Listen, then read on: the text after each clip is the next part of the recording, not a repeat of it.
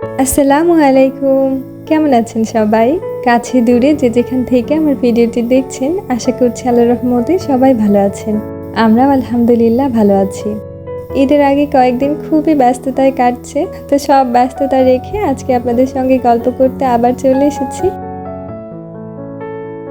অনেক আপুরাই কোরবানি ঈদের প্রস্তুতিমূলক অনেক সুন্দর সুন্দর ভিডিও আপলোড করছেন। আমার আসলে এতটা ধৈর্য নেই, কারণ প্রস্তুতিমূলক ভিডিও আপলোড করতে প্রচুর কাজ করতে হয় একদিনে, আর একদিনে আসলে এত কাজ আমি করতেই পারি না। যদি আমার কোরবানি ঈদের প্রস্তুতির কথাই বলতে চাই, তাহলে এটা বলতে গেলে কয়েকদিন আগে থেকেই বলতে হবে, কারণ আমি প্রায় 3-4 দিন ধরে এগুলো করছি।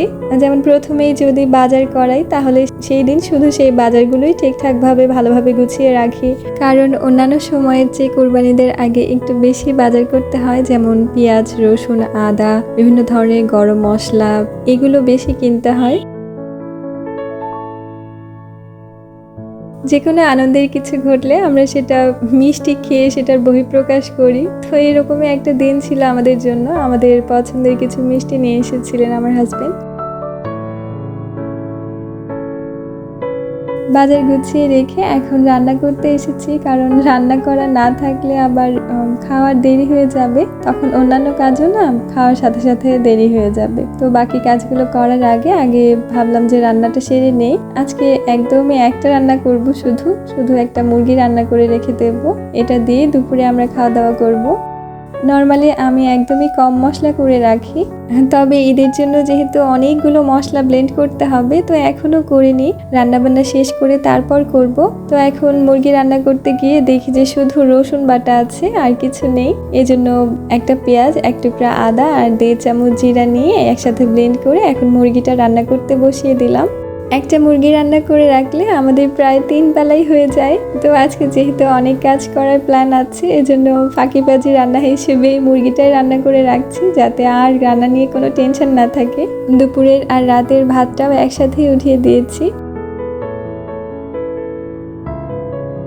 দুটো বড় আলু এভাবে 6 পিস করে কেটে দিয়েছি। মুরগি বা গরুর মাংস সবকিছুর সাথে আলুটা আমরা দুজনে ভীষণ পছন্দ করি। মুরগির মাংসের ক্ষেত্রে এটা মশলার সঙ্গে কষাতে কষাতে যখন এর গায়ে সাদা রঙটা একটু চেঞ্জ হয়ে যায়, তখন যদি কষিয়ে নিয়ে সিদ্ধ হওয়ার জন্য পানিটা দেওয়া যায়, তাহলে মুরগিটা বেশি টেস্ট হয়। মুরগির মাংসটা তেলানি দেওয়ার পরে যে গরম মশলার গুঁড়োটা আমি দেব, সেটাই এখন রেডি করে নিচ্ছি। এখানে আছে একটা এলাচ, 2টো লং, 4-5টি কালো গোলমরিচ, আর সামান্য জিরা আর সামান্য 5 ফোড়ন। তেলানি দেওয়ার জন্য একটা বড় পেঁয়াজ আর 6-7টি রসুনের কোয়া ছোট ছোট করে কুচি করে নিয়েছি।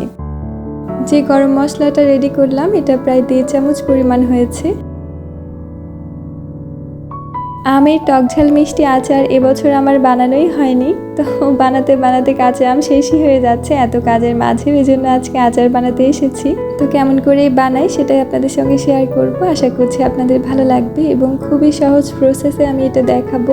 যে কোনো আচার বানানোর আগে যদি সবগুলো উপকরণ রেডি করে নেওয়া যায়, তাহলে আচারটা খুবই দ্রুত বানানো সম্ভব। এই জন্য আচারের মশলাটা প্রথমে রেডি করে নিচ্ছি। এখানে আমি 1 চামচ পরিমাণ গোটা ধনিয়া, 1 চামচ পরিমাণ জিরা, 1/2 চামচ পরিমাণ 5 ফোড়ন, 1 চামচ পরিমাণ মৌরি আর 4-5টি শুকনা মরিচ নিয়েছি। এখন এর কালারটা একটু চেঞ্জ হয়ে সুন্দর একটা স্মেল না বের হওয়া পর্যন্ত লো আছে এটা কিছু সময় ফ্রাই করে নেব। এখন একটি প্যান বসিয়ে 1 কাপের 3 ভাগের 1 ভাগ সরিষার তেল দিয়েছি। একটা এলাচ, 1 টুকরো দারচিনি আর 2টো তেজপাতা দিয়েছি। আমগুলো দিয়ে 1 চামচ পরিমাণ লবণ বা স্বাদ মতো লবণ আর 1/2 চামচ পরিমাণ হলুদ গুঁড়ো দিয়ে নাড়াচাড়া করছি। লবণ হলুদটা ভালো করে আমের সঙ্গে যেন মিশে যায়, এজন্য ভালোভাবে নাড়াচাড়া করে কিছুক্ষণের জন্য ঢেকে দিচ্ছি। ফ্রাই করে নেওয়া মশলাটা যখন পুরো ঠান্ডা হয়ে গিয়েছে, তখন ব্লেন্ডারের জারে নিয়ে খুব ভালো করে এটা ব্লেন্ড করে নিচ্ছি। চাইলে শিলপাটাতেও অনায়াসে গুঁড়ো করে নেওয়া যাবে। 3-4 মিনিট পর আমগুলো একটু নাড়াচাড়া করে দিচ্ছি। এটা এখন আধা সিদ্ধ অবস্থায় আছে। আম তো দ্রুত সিদ্ধ হয়ে যায়।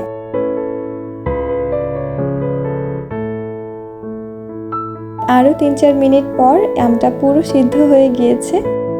এখন আমি মেজারমেন্ট কাপে 1 কাপ পরিমাণ আখের গুড় দিচ্ছি। গুড় দিলে না আমার কাছে কেন যেন আচারের টেস্ট বেশি ভালো লাগে, আর এর কালারটাও অনেক বেশি সুন্দর আসে বলে আমার মনে হয়। যদি আমার অভিজ্ঞ আপুরা অনেক সুন্দর বানাতে পারেন। কিছুক্ষণ নাড়াচাড়া করার পর গুড়টা সম্পূর্ণ গলে গিয়ে সুন্দর একটা কালার চলে আসবে আর কিছুটা আঠালো লাগবে দেখতে। সে পর্যায়ে এসে গুঁড়ো করে রাখা মশলাটা দিচ্ছি। মশলাটা দেওয়ার পর 2 মিনিট নাড়াচাড়া করে নামিয়ে নেব। আর নামিয়ে নিয়ে আচারটা পুরোপুরি ঠান্ডা হওয়ার জন্য রেখে দিচ্ছি। এখন আমার রেগুলার ব্যবহার করা বটি, ছুরি এগুলো একটু ধার করে নেব। এজন্য আমি এখানে একটা পাথর নিয়েছি। এটা একটু খসখসে টাইপের। কুরবানি ঈদে আমরা এটা অনেক গুরুত্বপূর্ণ একটা কাজ বলে মনে করি, কারণ অনেক সময় মাংস ছোট বড় করে কাটা হয়, আবার হাড় থাকে, সেগুলো কেটে নেওয়ার প্রয়োজন হয়। আর এজন্য ছুরি, বটি এগুলো একটু ধার না হলে কাটতে অনেক অসুবিধা হয়ে যায়।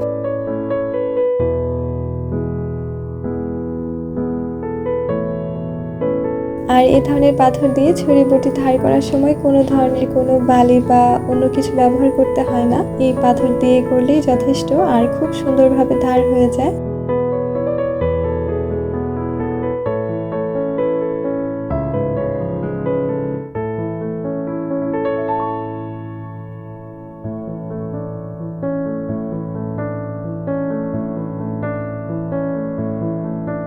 বাড়িতে বসে সহজেই বটি, ছুরি এগুলো এইভাবে ধার করে নেওয়া যায়। আর কামারের কাছে বটি, ছুরি নিয়ে দৌড়াদৌড়ি করতে হয় না ধার করার জন্য। এরপর এখানে এখন কিছু মশলা রেডি করেছি, এগুলো এখন সব কিছু ব্লেন্ড করে নেব। শুকনা মরিচ এভাবে ভিজিয়ে রেখে ব্লেন্ড করে নিলে খুব সুন্দরভাবে ব্লেন্ড হয়ে যায়। আর এটা দিয়ে না যদি মাংস রান্না করা হয় তাহলে খুবই ভালো লাগে খেতে। আমার আম্মুকে দেখেছি এভাবে করতে।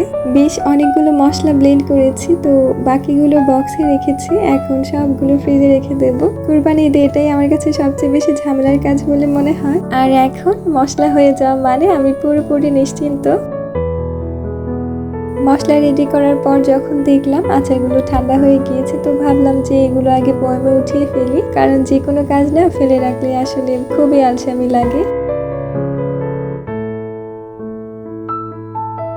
আচারটা আমি কোনো প্রকার রোদে দিইনি, কারণ এটা আমি ফ্রিজে রেখে সংরক্ষণ করব। যদিও টকঝাল মিষ্টি আচার, এটা খুব বেশি দিন থাকবে না। আর আচারটা খুবই মজা হয়েছে। সারাদিন অনেক কাজ করার পর এখন চলে এসেছে একদম বিকেলে। এটা আমার খুবই পছন্দের মেহেদি গাছ। যদিও আমার গাছটা খুবই ছোট, তারপরেও মাশাআল্লাহ অনেক পাতা হয়। বৃষ্টি হওয়ার কারণে পাতাগুলো একদম পরিষ্কার আর ফ্রেশ লাগছে দেখতে। আমি সাধারণত মেহেদি পাতা উঠাই চুলে দেওয়ার জন্য, কারণ মেহেদি পাতা চুলের জন্য অনেক ভালো। তো যেহেতু ঈদ, হাতে একটু মেহেদি না পড়লে কি আর ভালো লাগে?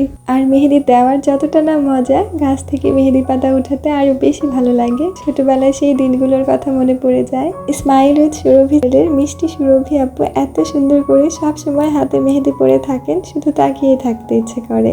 আর সেই সাথে সবার সুস্থতা কামনায় ঈদুল আজহার অনেক অনেক শুভেচ্ছা জানিয়ে আজকে ভিডিও এখানেই শেষ করছি। সবাই ভালো থাকবেন। আল্লাহ হাফিজ। আসসালামু আলাইকুম।